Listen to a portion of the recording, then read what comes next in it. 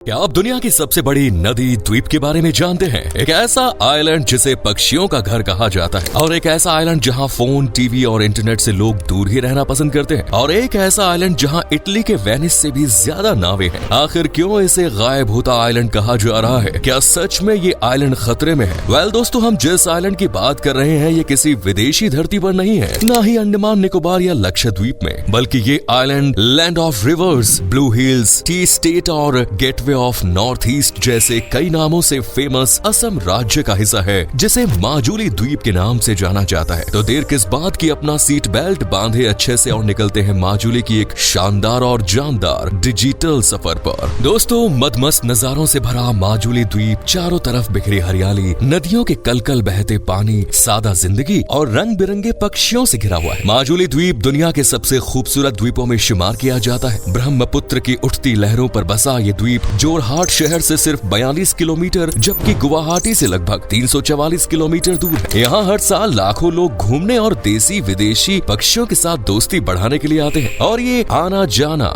साल 2016 के बाद से रॉकेट जितनी स्पीड से बढ़ा है, क्योंकि 2016 में ही माजुली को दुनिया का सबसे बड़ा नदी द्वीप या रिवर आइलैंड घोषित किया गया था। फिलहाल यह आइलैंड यूनेस्को की वर्ल्ड हेरिटेज साइट के लिए भी दावेदारी ठोक रहा है, और अगर ऐसा होता है तो असम के पास चराई देव मैदान में ये दूसरी वर्ल्ड हेरिटेज साइट होगी। हालांकि असम के टूरिज्म में माजुली फिलहाल भी सबसे ज्यादा ही कंट्रीब्यूट कर रहा है, लेकिन अगर आप माजुली को निहारना चाहते हैं तो प्लान फास्ट बना लीजिए, क्योंकि माजुली दुनिया का सबसे बड़ा रिवर आइलैंड होने के साथ साथ दुनिया का सबसे तेजी से सिकुड़ता आइलैंड भी है। जी हाँ दोस्तों, माजुली का अस्तित्व खतरे में है। 1750 में आई बाढ़ के बाद बना ये शांत और अट्रैक्टिव द्वीप कभी 1440 स्क्वायर किलोमीटर के ज्यादा के एरिया में फैला हुआ था, जबकि आज इसका क्षेत्रफल महज 352 स्क्वायर किलोमीटर है। 18वीं शताब्दी में ये 1300, 20वीं शताब्दी में लगभग 1200 स्क्वायर किलोमीटर के क्षेत्रफल में फैला हुआ था। यानी सिर्फ 150 से 200 सालों में ही माजुली का 1/4 से ज्यादा हिस्सा पानी में समा चुका है, और ये प्रोसेस लगातार जारी है। इसलिए आप पहले ही प्लान बना ले तो ज्यादा बेहतर है, वरना माजुली की मनचली दुनिया देखने का मौका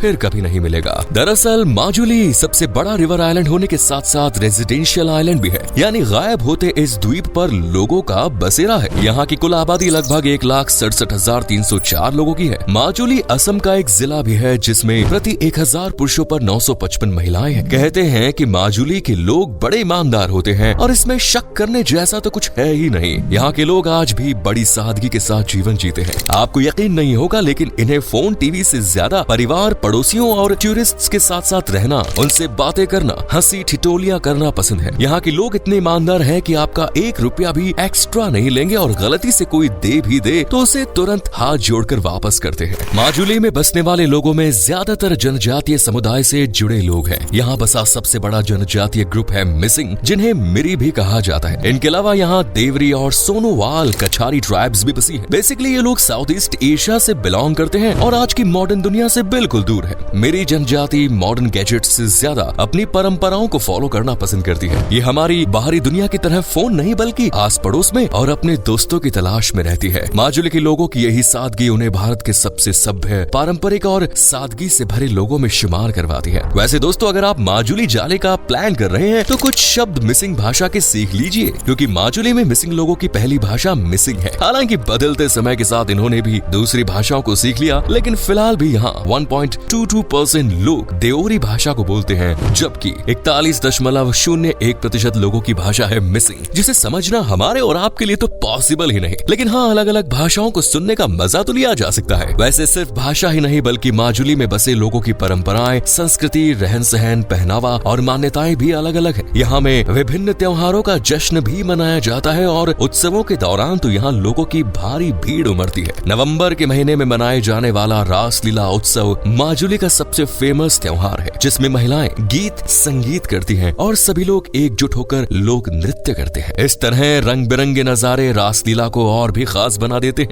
रासलीला के अलावा अलियाएं, लिगांग और पोराक जैसे खेती से जुड़े उत्सव भी माजुली की पहचान है, जो कई कई दिनों तक चलते हैं। इस तरह अलग अलग संस्कृतियों का संगम होने के चलते ही माजुली को असम की सांस्कृतिक राजधानी भी कहा जाता है। वैसे आप चाहे तो इसे बोट या नाव कैपिटल भी कह सकते हैं, क्योंकि माजुली में हर दूसरे कदम पर एक नाव खड़ी मिलती है। दरअसल मानसून में भारी बारिश के बाद माजुली में जमकर पानी भरता है। ऐसे में एक गांव से दूसरे गांव जाने के लिए मोटर बाइक नहीं बल्कि लकड़ी वाली नाव काम में आती है और लोकल लोगों से लेकर सैलानियों को भी नाव में बैठकर पूरा माजुली एक्सप्लोर करना होता है। यानी वेनिस का मजा आप माजुली में ही ले सकते हैं, वो भी बहुत सस्ते में। आपको शायद यकीन ना हो लेकिन माजुली में वेनिस से भी ज्यादा नावें हैं। रंग बिरंगी, छोटी बड़ी, मोटी पतली, हर तरह की नाव यहाँ देखने को मिलेगी। और मजे की बात पता है क्या है? इनमें से ज्यादातर नावों में कलाकारी माजुली के लोग ही करते हैं। दरअसल इनके हाथों में कला कूट कूट कर भरी है, खासकर महिलाओं के हाथों में तो जैसे जादू है। बात इनकम सोर्स की करे तो यहाँ ज्यादातर लोगों की इनकम का जरिया है पानी, जो अलग अलग तरह से लोगों की मदद करता है। जैसे कुछ लोग मछलियाँ पकड़कर अपना जीवन यापन करते हैं तो कुछ धान की खेती करके। माजुली चावल की खेती के लिए पूरे भारत में फेमस है और यहाँ उगाया जाने वाला चावल अलग ही किस्म का होता है। एक नजर माजुली के इतिहास पर डालें तो इस जिले का अस्तित्व 15वीं शताब्दी के बाद से नजर आता है। हालांकि माना जाता है कि माजुली का इतिहास इससे भी ज्यादा पुराना है। 7वीं शताब्दी से 13वीं शताब्दी के बीच माजुली के अलग अलग हिस्सों में कृषि और लोगों से गुलजार बस्तियों का बसेरा था। लेकिन असमिया इतिहास में माजुली 15वीं शताब्दी के बाद 16वीं शताब्दी में ही अस्तित्व में आया। इस समय ये चुटिया साम्राज्य की राजधानी हुआ करता था और इसे माजुली नहीं बल्कि रत्नापुर कहा जाता था। 1661 से 1696 के बीच यहाँ एक के बाद एक कई भूकंप उठे, जिनकी वजह से 1750 में एक तूफानी बाढ़ ने पूरे माजुली को अपनी चपेट में ले लिया और पुराने रत्नापुर का अस्तित्व जैसे पूरी तरह से मिट गया। तब इस क्षेत्र को एक नया रूप मिला जिसे आज का माजुली कहा जाता है। हालांकि पिछले 200 वर्षों में मौसम के बदलते रंगों ने माजुली को भी काफी बदल दिया और जहाँ कभी हरियाली और वादियां दिखाई देती थी, उसी माजुली के ज्यादातर हिस्से आज पानी से घिरे हुए हैं। लेकिन फिर भी माजुली का आकर्षण है कम होने का नाम ही नहीं लेता। इसका सबसे बड़ा कारण है माजुली में प्रवासी पक्षियों का डेरा, जो इसे अपना घर मानते हैं और कुछ दिनों की विदेशी सैर के बाद फिर से लौट आते हैं। यहाँ सबसे ज्यादा टूरिस्ट भी बर्ड सेंचुरी को देखने के लिए आते हैं। पूरे माजुली में 100 से भी ज्यादा बर्ड स्पीसीज पाई जाती है। कहते हैं कि माजुली से उगते हुए सूरज को देखना मतलब जन्नत नसीब होना। ये नजारा कमाल का होता है और इससे भी ज्यादा अद्भुत होता है डूबते हुए सूरज का नजारा।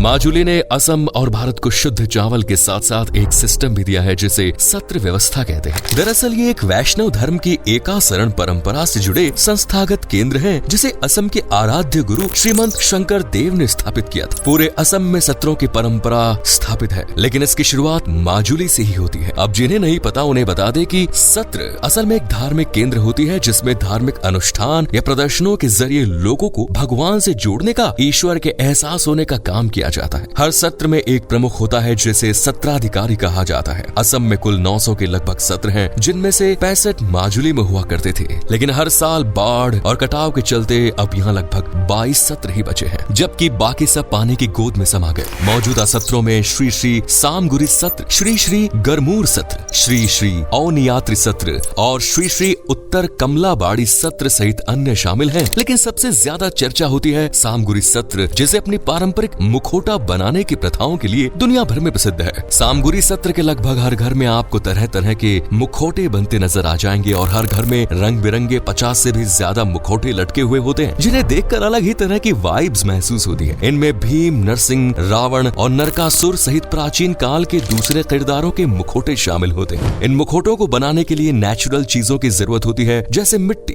गोबर, जूट, लकड़ी और बांस। हालांकि बांस तो माजुली के हर घर की पहचान है, क्योंकि यहाँ बने ज्यादातर घर बांस के हैं। दरअसल हर साल बारिश, बाढ़, भूमि कटाव की वजह से निचले स्तर पर बसे ज्यादातर घर उजड़ जाते हैं। इसीलिए लोगों को हर साल अपने घर रिपेयर करने पड़ते हैं। अब पक्के मकानों के साथ तो ये पॉसिबल नहीं, इसीलिए लोग बांस, मिट्टी और दूसरी नेचुरल चीजों से मकान बनाते हैं और जैसे ही जरूरत पड़ती है उन्हें फिर से रिपेयर भी कर लेते हैं। माजुली का कमलाबाड़ी सत्र कला, संस्कृति और साहित्य का प्रमुख केंद्र है और प्रकृति प्रेमियों को बहुत ज्यादा पसंद आता है। माजुली का अन्य आकर्षण है श्री श्री दक्षिण पाट सत्र, जो एक ऐतिहासिक स्मारक है और 1584 में स्थापित किया गया था। इस पूरे सत्र को बड़ी ही खूबसूरती से सजाया गया है। इसी तरह श्री श्री अवनियाती सत्र भी गजब की झलक पेश करता है। इस इमारत के एंट्री और एग्जिट दोनों ही गेटों पर शेर की मूर्तियां हैं। यहीं आपको सत्रिया नृत्य और गीत भी सुनने को मिलेंगे। इन सब के अलावा माजुली में एक गोल्डन टेम्पल जैसी आकृति भी है, जिसे तेंगा पनिया कहते हैं। ब्रह्मपुत्र नदी के पास मौजूद ये जगह शांति से बिताने के लिए